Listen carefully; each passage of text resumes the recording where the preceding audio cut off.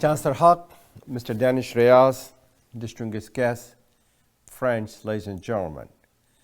There are a lot of things that brings us together as we are linked by common goals, common cause, and common commitment, and bonded by shared history, shared heritage, shared background, and shared belief. There are a lot that unite us, there are little that divide us. Our bonds are stronger than the differences that sometimes drive us apart. And thank you for that kind introduction. As someone who considers himself an Edupreneur, it is an honor to be and speak with you, my fellow Edupreneurs, today.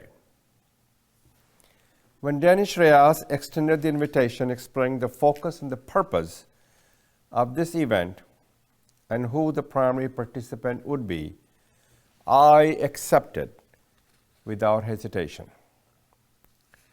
As you all know even better than I, the educational needs of the Muslims and other minorities in India were critical before the pandemic struck.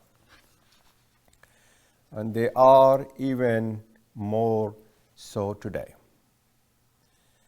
I thank Danish Reyes for his leadership in recognizing the achievements and contributions of minorities and the need to provide assistance to enable them to succeed.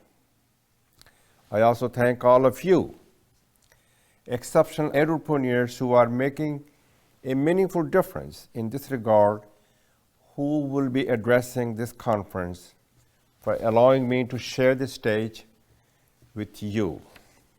It is truly humbling. Let me acknowledge especially Chancellor Haq for the University of Science and Technology, who is co-hosting this event. Chancellor Haq is a visionary educational entrepreneur. I share a deep bond with him. I'm sure all of you know that both of us are Alligerian and come from humble beginning. We are the seeds from the Aligarh family tree. I had a chance to address the faculty, staff, and students from his exemplary institution in February 2019. I enjoyed very much his hospitality, his warm welcome.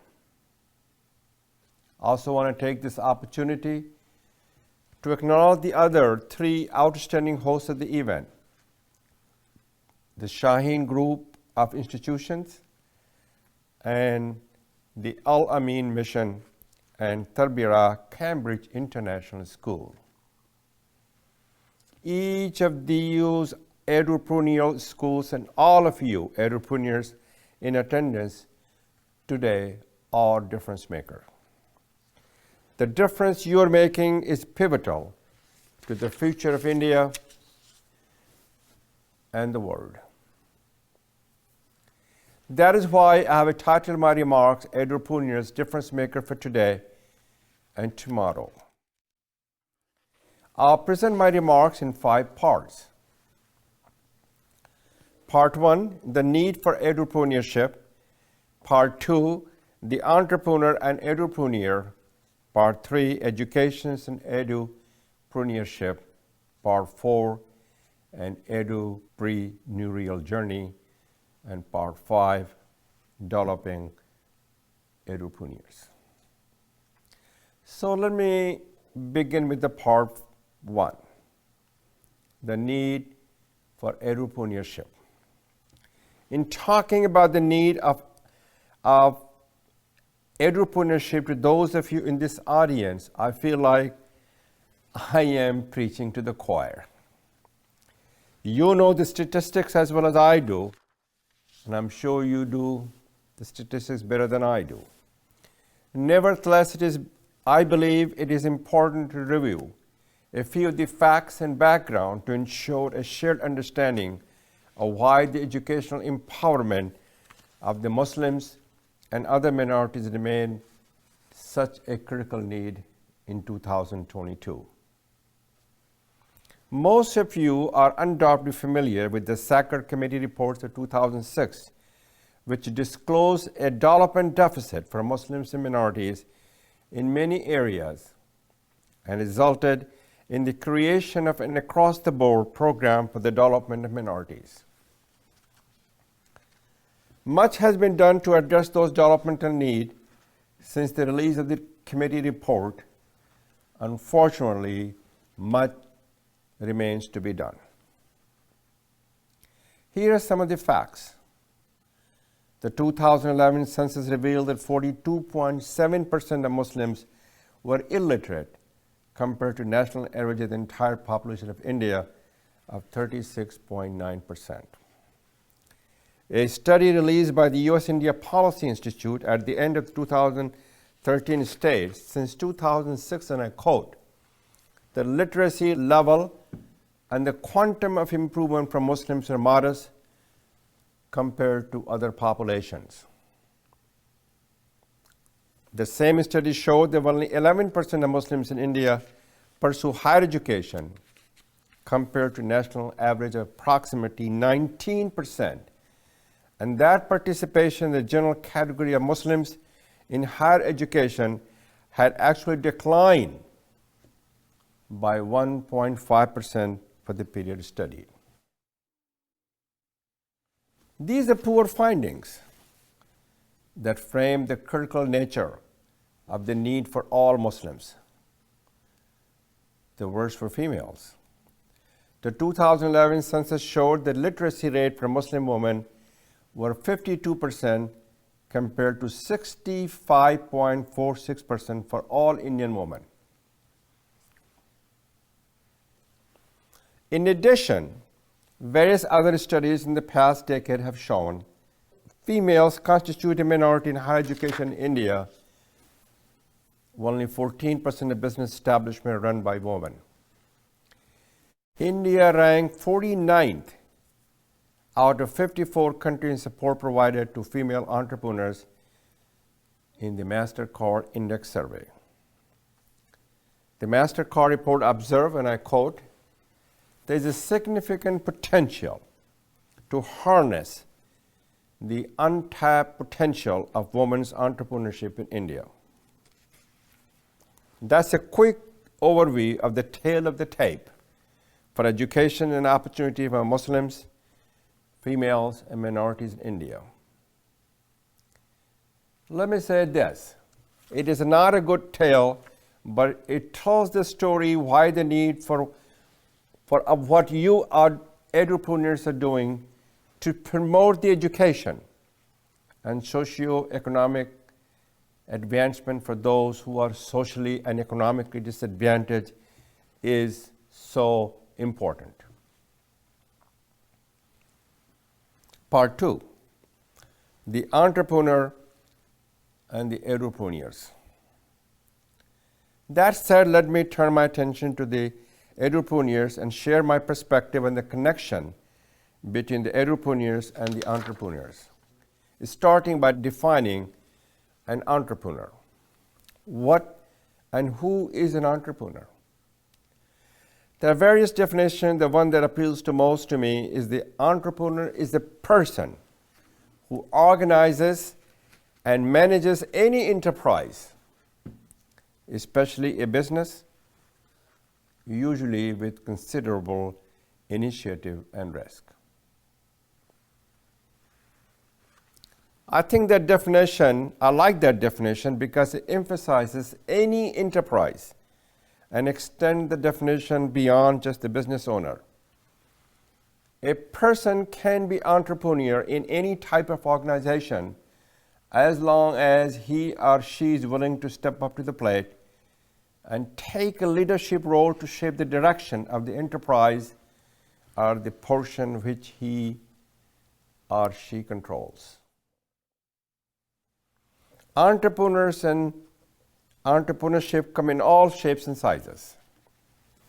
In that regard, let me share a definition of entrepreneurship that was provided by Professor Howard Stevenson of the Harvard Business School almost 40 years ago. Professor Stevenson said, and I quote, Entrepreneurship is the pursuit of opportunity without regard to resources currently controlled. End of quotation. In other words, entrepreneurs are not constrained in their thinking. I will combine these two definitions into my own definition of entrepreneurs. Entrepreneurs are dreamers who dare. They are seekers who seize the moment and take calculated risks to create the enterprises and jobs of the future. Taking it one step further, entrepreneur leaders do the right thing. As the old American saying goes, managers do things right, leaders do the right thing. Now let me look at the connection between entrepreneurs and edupreneurs. Edupreneurs are entrepreneurs of a special type. If you search the internet, there are a range of definitions of edupreneurs. The majority of them focus on developing educational programs or educational businesses to make money and doing things such as creative learning programs, educational technology, and educational software. In my opinion, these definitions are far too narrow in scope. Here's a broader view and definition. The edupreneur is an entrepreneur who uses and applies her or his education to develop innovative initiatives that are empowering and difference-making in anyone's life, field, discipline, or industry.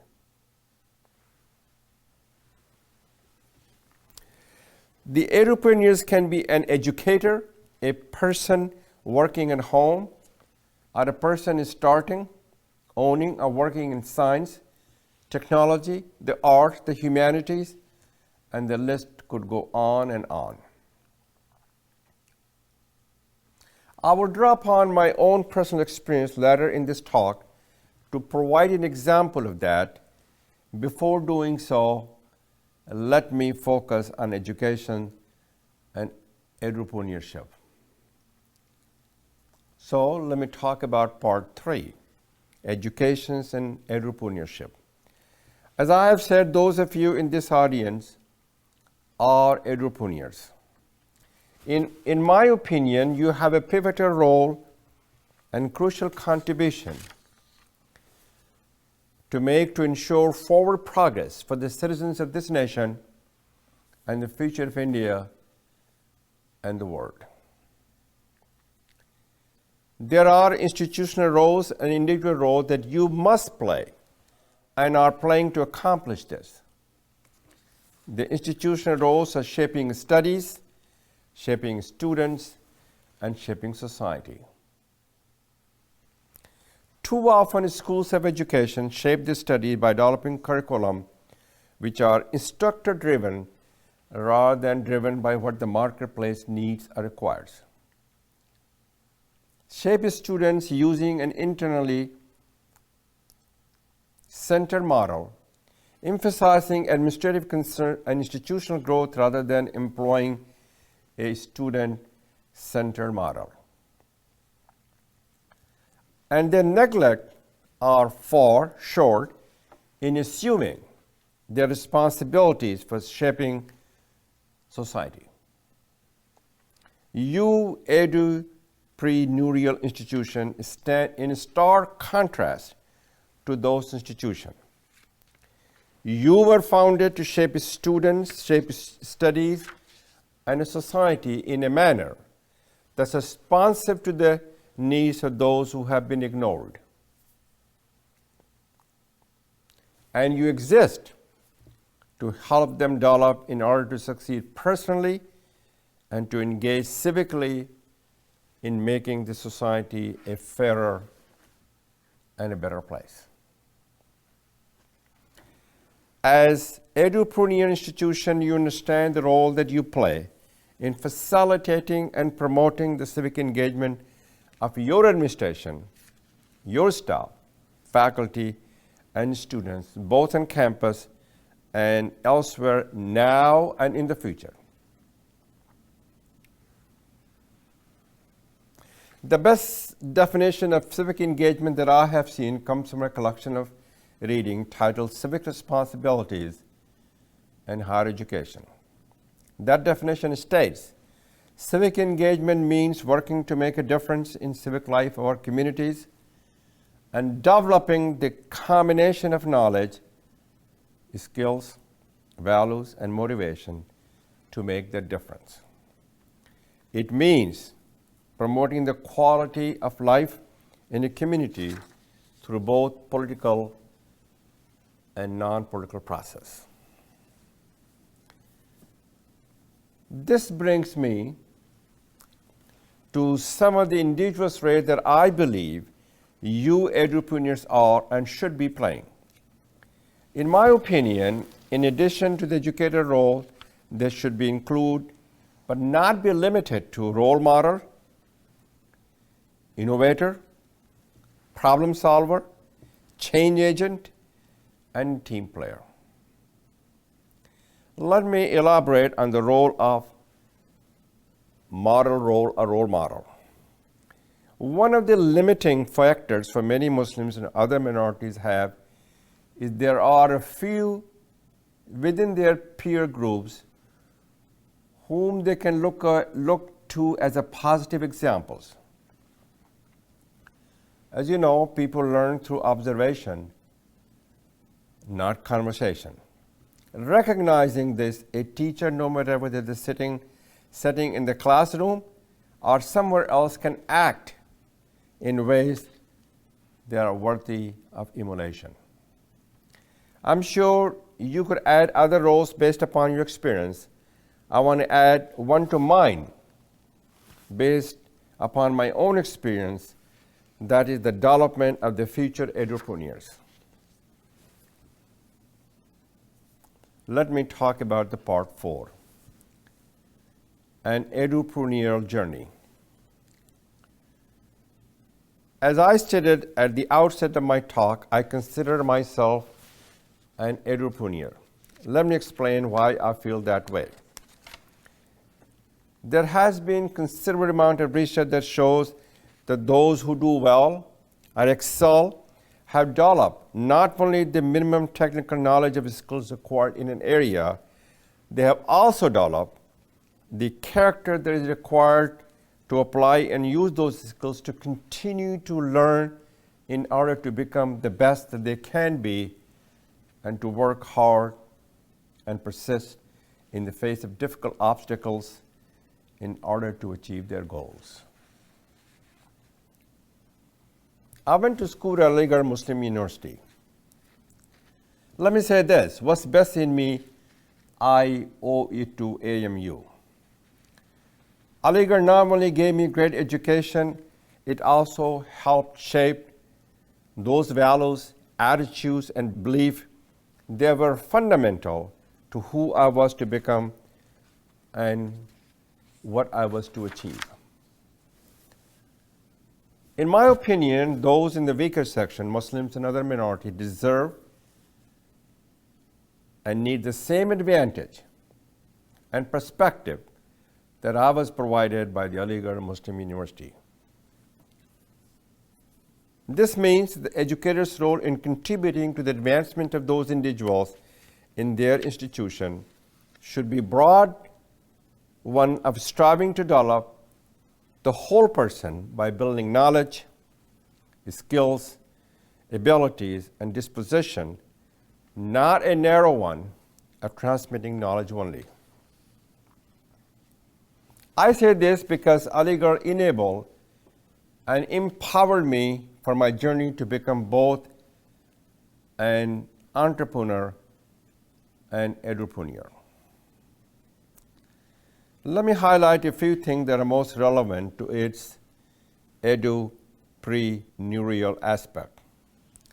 I crossed the Atlantic Ocean to the United States of America to pursue the American dream. I was able to achieve it in large part due to the solid foundation and the values instilled and infused in me by AMU. But in my heart of hearts, I always knew that I wanted to take my education and become an entrepreneur. There was no such term at that time as Edupreneurs back in those days, but that is what I became.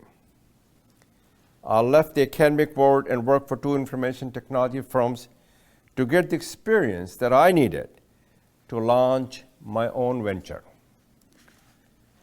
Then in 1994, I purchased an IT company, QSS Group Incorporated, in Washington, D.C. for $45,000 a year. Within 13 years, along with my key management team, we took that from a workforce of 1 employee, that's me, to more than 3,000 employees and approximately $300 million in revenue. That was an excellent trajectory for the business. I had a role to play in that business. But when people ask me how I became successful, I respond, that was not me, but we who made it happen. My team of talented managers were central to everything. So, success in business is a team sport. That concept of teamwork was something that I had learned in my education at Aligarh Muslim University. Another thing that I learned was a commitment to innovation and excellence. Because of this, I had the company develop a distinctive core competence, blending engineering, science, information technology, and made performance as promise not only our corporate motto, but how we did business. That commitment paid off. In 2007, I sold my company to Pro System. That sale allowed me to establish a private foundation that supports educational, cultural, and artistic causes in the United States, here in India, and around the world. That was my journey. Now I'm working diligently in the second phase of my Edupreneurship, which is the Philanthropic Engagement. A central principle of that philanthropy is to give people a hand up so they can start and plot their own journey. And I can tell you in all candor that my engagement in these charitable, as I call them, investment areas, is the most personally rewarding time of my life. Let me talk about part 5, developing Edupreneurs. That's my Edupreneur journey in a nutshell. In this last part of my presentation, I want to talk briefly about your role in helping develop the Edupreneurs of tomorrow for their journey. Central to that development is empowerment. That empowerment can come in any number of ways, but I think the key ingredients are what I call the 3 E's. Those E's are education, enlightenment, and elevation. Education is easily understandable. Let me elaborate on the concept of enlightenment. Enlightenment is helping the Muslims and other minority individuals gain insight about her or himself and the community, country, and the world in which he or she lives. It builds tolerance, respect, and appreciation for our shared humanity. Elevation is enabling the Muslims and minority individuals who has been educated, enlightened, to raise her or his sights, to realize that anything is possible, to understand that education and employment are steps in the journey. As those of you who are Edupreneurs know, that the journey of 1,000 miles begins with a single step. I know that, you know that, you all have demonstrated the capacity to make a difference. You are the difference maker. That is why I ask you to continue to provide those minorities in need with a hand up through your good work in your institution. My wife Debbie and I have supported the development and building of a management complex at Aligarh Muslim University, which has an innovation and entrepreneurship center. At the dedication ceremony in the complex, and I said, while the bricks and mortars are important, far more significant is who will be in and what will go on in this setting. It will be a place for sharing of information and imparting a development of knowledge. It will be space where faculty and students can collaborate on innovative projects. It will be educational empowerment zone. Your institution are also empowerment zone, where you're collaborating with the students to make a difference in their lives.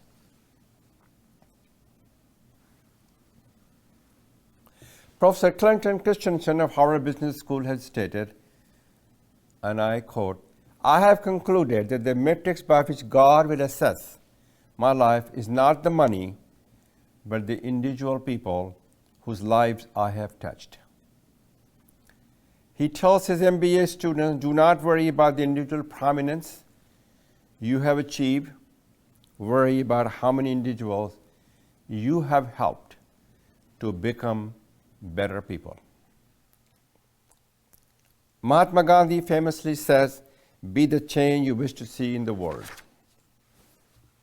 You Edupreneurs are that change. You difference makers of today are preparing the difference makers of tomorrow. You are touching so many lives of those who will touch the lives of so many others. For that I say, thank you and God bless you. I have appreciated the time I have spent with you, my fellow Edupreneurs, and look forward to listening and learning from the other Edupreneurs at this most important conference.